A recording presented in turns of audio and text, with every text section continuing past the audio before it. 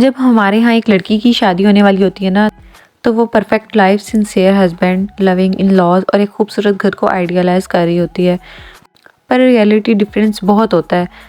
Always वैसा सब कुछ नहीं मिलता जो हम सोच रहे होते हैं। तो क्या होता है, कुछ टाइम के बाद हस्बैंड और वाइफ में डिफरेंसेस बढ़ना शुरू हो जाते हैं, जो समटाइम इतने शदीद हो जाते हैं कि रिश्ता बहुत ही नाजुक मोड़ पर आकर खड़ा हो जाता है।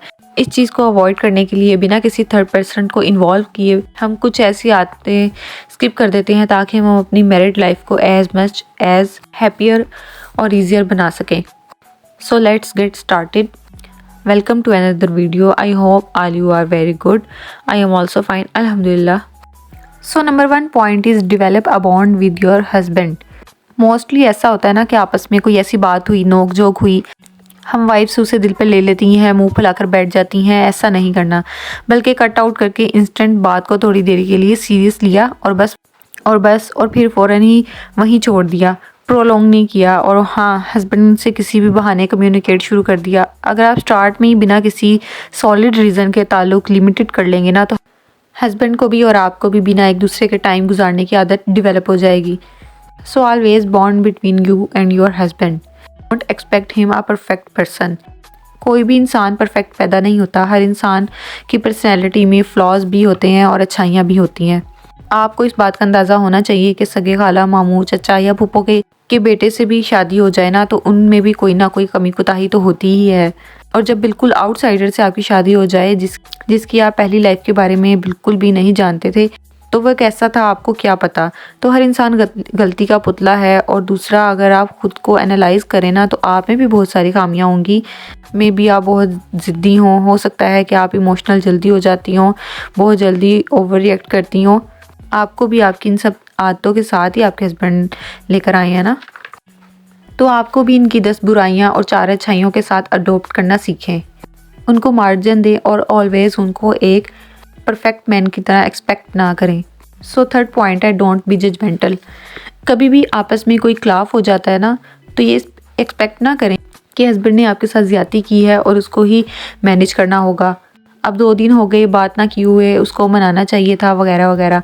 मर्द को हमेशा अल्लाह ताला ने अपर हैंड दिया है, जिससे हम औरतें कभी डिनाई नहीं कर सकती। जितना मर्जी हम हाई क्वालिफाइड हों या एक अच्छी पोस्ट पर ही अपॉइंटेड क्यों ना हो। और हाँ, दूसरी बात, आदमी कभी कभी बारीकियों में नहीं जा रहे होते। हम औरतें ही होती हैं जो हर चीज़ की डेप्थ में जाके सोचती हैं। अगर वो आपकी सोच के मुताबिक रिएक्ट नहीं कर रहे, तो हो सकता है कि वो चीज़ जो आपके लिए सेंटर पॉइंट बनी हुई है, वो उनके सोच के दायरे में ही ना हो। आदमियों की सोच बड़ी सुपरफिशियल सी होती है। वैसे भी जनाब, इन्हें जो अल्लाह ताला ने घर मैनेज करने के लिए, कमा कर लाने के लिए रिस्पॉन्सिबिलिटी दी है ना, तो वो खुद ही में बहुत बड़ी सोच होती है। सुबह से शाम तक दिमाग खर्चे मैनेज करने का कैलकुलेटर बना होता है उनका। तो ज़रूरी नहीं कि आपके दिमाग में चलने वाली बात का वहम भी उनको हो। So don't be judgmental. So next point है, stop think yourself a weaker personality. आपके ससुराल में हर एक के अकॉर्डिंग आप नहीं चल सकते। ऑल टाइम आप अपना बेस्ट दे रहे होते हैं, लेकिन सम टाइम दूसरों की एक्सपेक्टेशंस आपकी परफेक्शन के लेवल को मीट नहीं कर रही होती। इसी वजह से अगर कोई भी घर का शख्स आपको हर्ट कर दे, टॉन्ट कर दे, या हस्बैंड खुद आपको खाने में नुक्स निकाल दें कि आज खाने में नमक ज़्यादा है या घर में सफाई ठीक से नहीं हुई, तो इस बात को दिल पर मत लें और ये सोचना ना शुरू कर दें कि आपके साथ ज़्यादती हुई है। खुद पर तरस खाना बंद करें। आप अपने हस्बैंड को अच्छी नहीं लगती, अब आप इतनी अट्रैक्टिव नहीं रही, तो ऐसा बिल्कुल नहीं है। हस्बैंड मोस्ट एक्सप्रेसिव नहीं होते। आप उनके सामने हूर परी भी बन के आ जाएंगी ना, तो वो आपको एडमायर तो कर देंगे, लेकिन इजहार नहीं करेंगे। आप उनके दिल में बसती हैं, तभी तो उनके घर में बस रही हैं, है कि नहीं। So stop think your self a weaker person. और रही बाकी बात फैमिली मेम्बर की, तो उनकी किसी भी बात को दिल पर मत लगाएं। खुद को जलाने की ज़रूरत नहीं है, इग्नोर कर दें, just ignore. Next point is, don't compare your husband with others husband. You know what, औरत की एक नेचर है, उसे हमेशा दूसरों की लाइफ ज़्यादा अट्रैक्टिव लगती है। हर वक्त पीसफुल नज़र आ रही होती है। वो हमेशा उस चीज़ के लिए फ्रस्ट्रेट हो जाती है जो उसके पास नहीं है, और जो होती है उसका वहम भी नहीं होता। उसको समटाइम होता है कि फ़लाँ के हस्बैंड तो बहुत अच्छे हैं, अपनी बीवी से बहुत प्यार करते हैं। किसी व्लॉगर की 8 से 10 मिनट की वीडियो देखकर उसकी मैरिड लाइफ से बहुत इंस्पायर हो रहे होते हैं। अपनी सगी बहन की आपस की केमिस्ट्री बड़ी ही फैसिनेटिंग लग रही होती है। मैं आपको बताऊं, किसी की भी लाइफ का थोड़ा सा हिस्सा, थोड़ा सा पार्ट देखकर उससे अट्रैक्ट हो जाना सरासर बेवकूफ़ी है। कोई भी आपके साथ 100% लाइफ कभी भी शेयर नहीं कर रहा होता है। इसलिए तो मैं आपको व्लॉग में ये एडवाइस कर रही होती हूँ कि दूसरों की ज़िंदगियों में झांकना बंद करें और ख़ुद के पास जो है उसके लिए अल्हम्दुलिल्लाह कहने की आदत डालें। बिलीव मी, आप पुरसुकून हो जाएंगे। अपने हस्बैंड की अगर आप अच्छाइयाँ सारा दिन याद करते रहे ना, तो जब वो आएँ तो उनकी हर बुरी आदत को आप खुद ब खुद इग्नोर करना शुरू हो जाएंगी। So don't compare them with others. So next point is don't compare your life with others. ये पॉइंट काफ़ी हद तक पहले वाले पॉइंट के साथ सिमिलर है। वो इस तरह, जैसे आप अपने हस्बैंड को किसी दूसरे के हस्बैंड से कंपेयर नहीं करेंगी तो ऑब्वियसली दूसरे की लाइफ में क्या चल रहा है और उनकी लाइफ कैसी है वो भी बिल्कुल डिफरेंट है।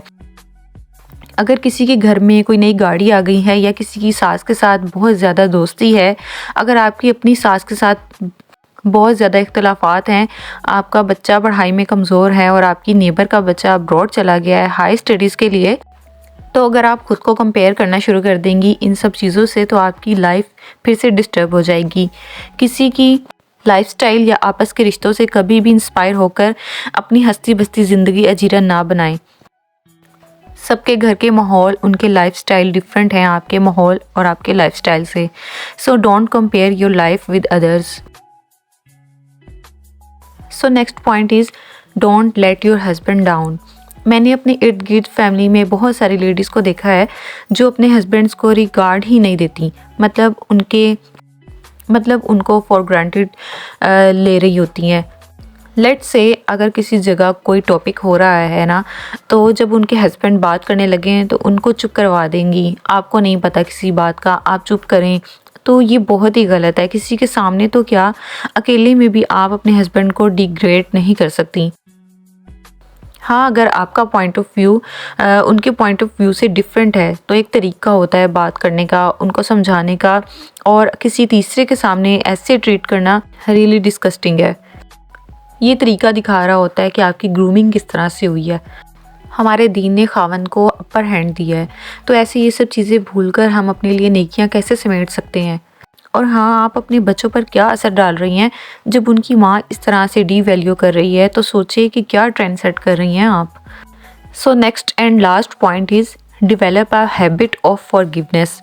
माफ़ करना सीखें, इग्नोर करने की आदत बनाएं, ज़्यादा दिन तक दिल में गुस्सा ना रखा करें। बिलीव मी, अगर मैं ये कहूँ ना कि हैप्पी मैरिड लाइफ का मेन पॉइंट क्या है, तो यकीन करें कि ये मेन पॉइंट ही फॉरगिवनेस है, इग्नोर करना है। बिल्कुल इसी तरह जिस तरह घर बनाने के लिए पहली ईंट होती है ना,